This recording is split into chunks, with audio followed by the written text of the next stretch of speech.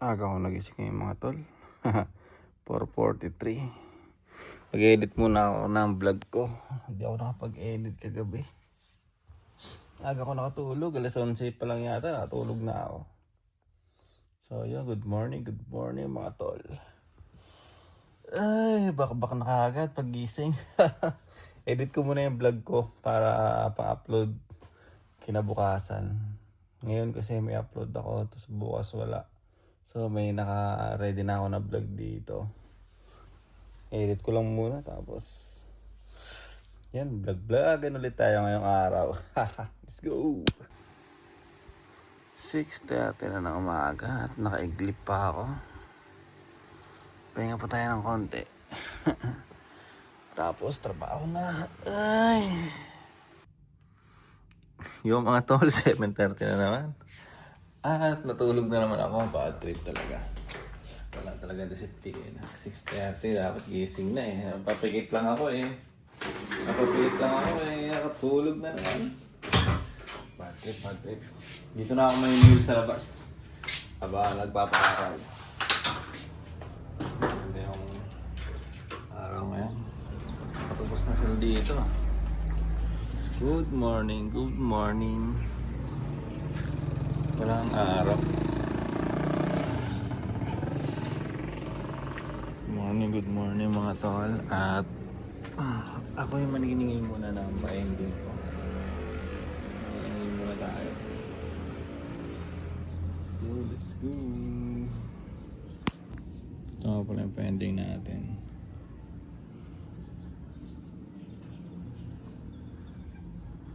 Yun, 150 lang ulit. Dami pang bakante. Pero 7:30 pa lang naman ngayon eh, ng umaga. Ang laro nito ay 11. So maasikaso ko pa to ngayon. Chat ko muna to mga wala pang paid dito o mga wala pang blue. Chat ko muna ng payment reminders natin. Isa-isahin ko yan. Simula dito sa 01, 03. Isa-isa yan. Sa matapos ko lahat. So yun, work na muna ako dito. 7:30 na ng umaga. Trabaho tayo. So yun mga tol, tapos na nga pala ako maningil. Na-chat ko na to lahat. 7:47 na. So saglit lang, diba? Alos 10 minutes lang din. Alos 10 to 15 minutes lang pag mag-chat ako sa mga betters. Yung iba kasi doon maraming taya at yung iba dala-dalawang taya, ganun. Kaya nakakamenos tayo ng i-chat. So yun, may gusto nga pala akong i-share dito sa channel natin ngayon. Wait lang, mukhang malabo na naman to ha.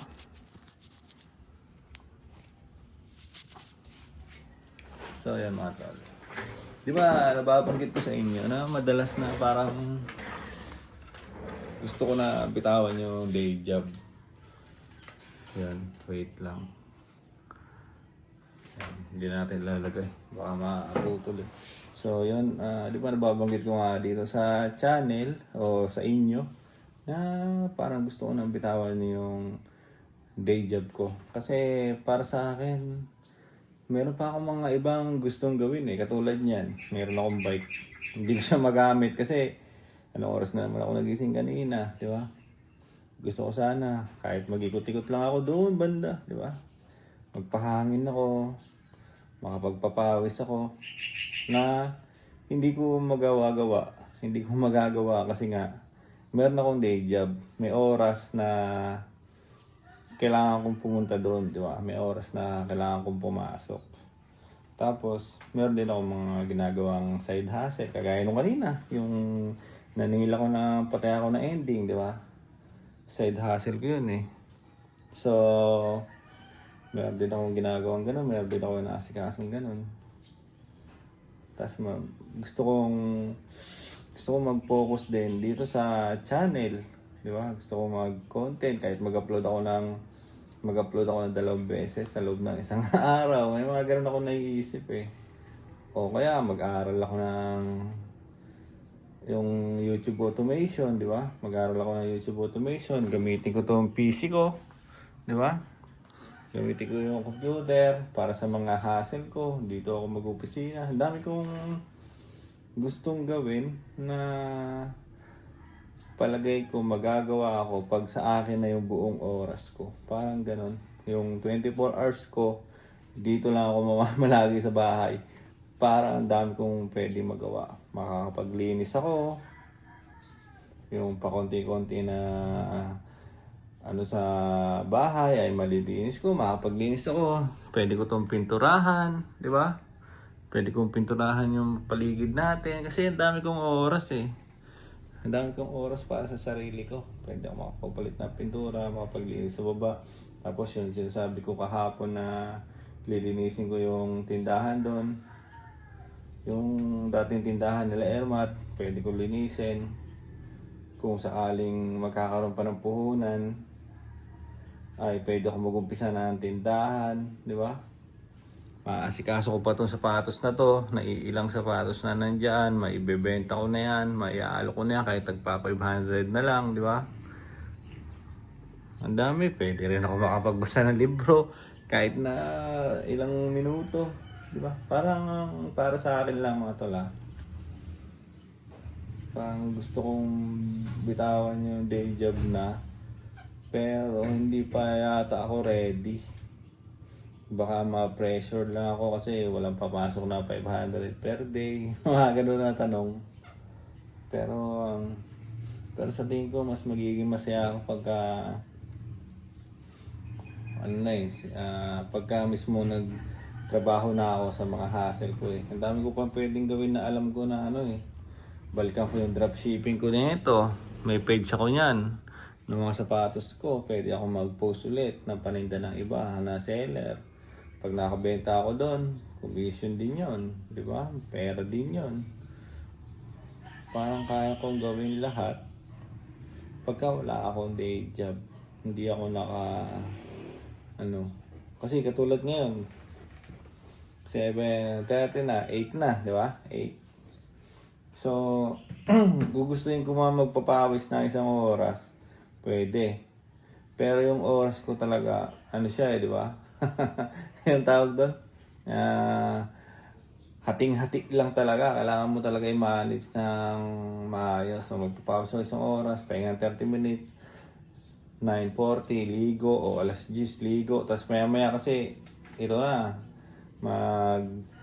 titingin na ako sa mga hindi pa nagbayad para ma-avoid time ko na sila, para ma-i-alok ko pa yung para ma-i-alok ko pa yung number nila sa iba, di ba? Pag nalok ko yung number nila sa iba, napuno na naman, post na naman, panibago. Tapos, pagka tapos na yung laban, mag-edit na naman ako ng card. Panibagong card na naman yung edit ko, gagawin ko na naman yun, ulitin ko na naman, papatayan naman ako, tapos hanggang sa kinabukasan, maganda na naman yung gagawin ko, di ba?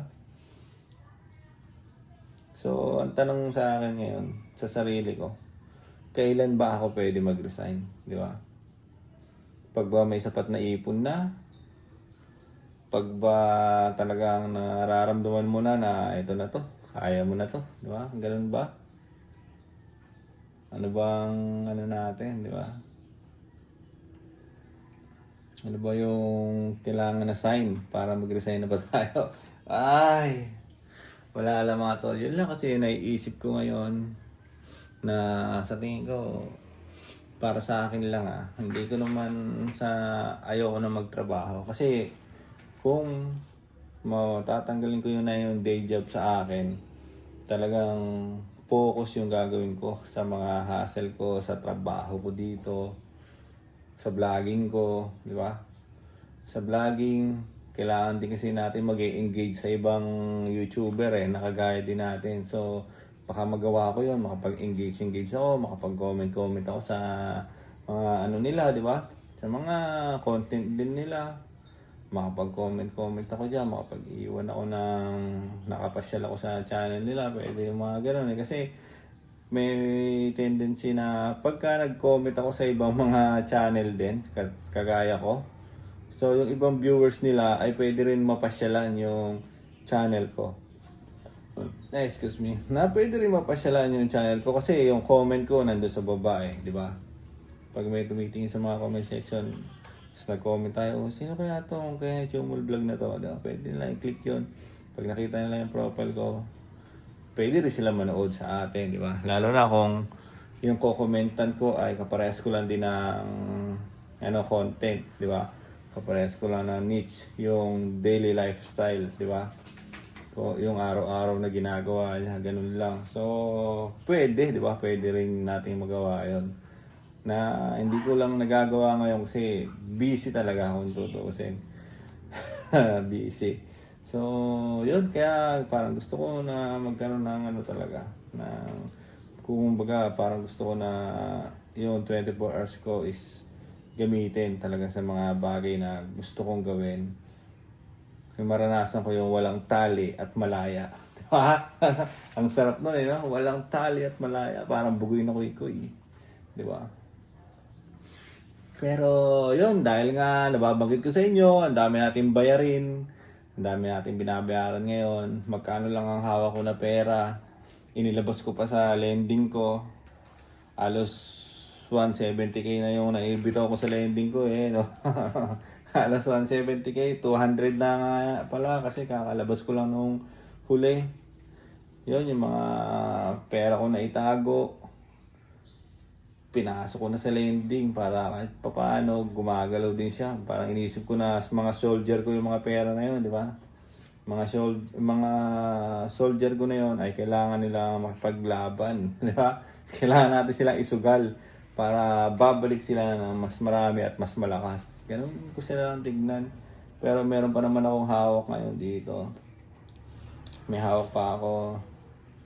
Sakto lang to sa panghulog ko ng palawagan kasi meron akong palawagan Meron akong palawagan na 21.5 ang binabayaran ko monthly. 4 months na lang ang nalalabi doon. 1, 2, 3, 4, 80. Nasa 80. Nasa 80 pa yung meron ako ngayon. So, yung 80 na yun na hindi ko talaga ginagalaw. Hindi ko pinamimigay sa lending ko kasi iniisip ko may babayaran to, may pinaglaanan to Pero naka-tabi yung 80, tuloy-tuloy yung day job ko. So, tuloy-tuloy pa rin na may pumapasok na pera, di ba? Kaya parang binubuhay ako ng day job at binubuhay din ako ng mga side hustle ko. Ganon. So, ewan, ang hirap. Kasi parang napatunayan ko na kasi mga ginagawa ko na kaya rin akong bigyan ng income nito. Parang ganon. So, at ngayon, meron akong mga gustong gawin. Mag-bike ako, magpapawis nga ako, mag-vlog ako. Ang dami kong gustong gawin na hindi ko magagawa kapag may day job para kang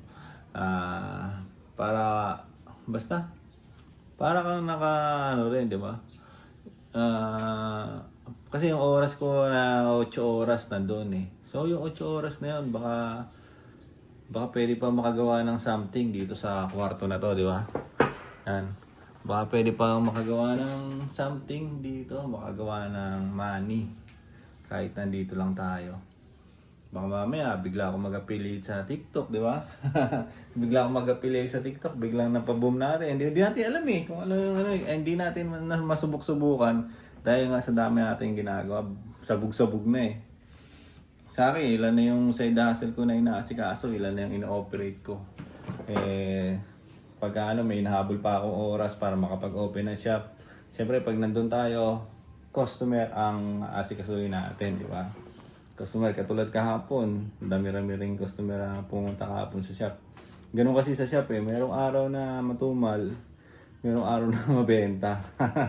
Lalo na kayo Sabado, hindi natin pwedeng hindi pasukan.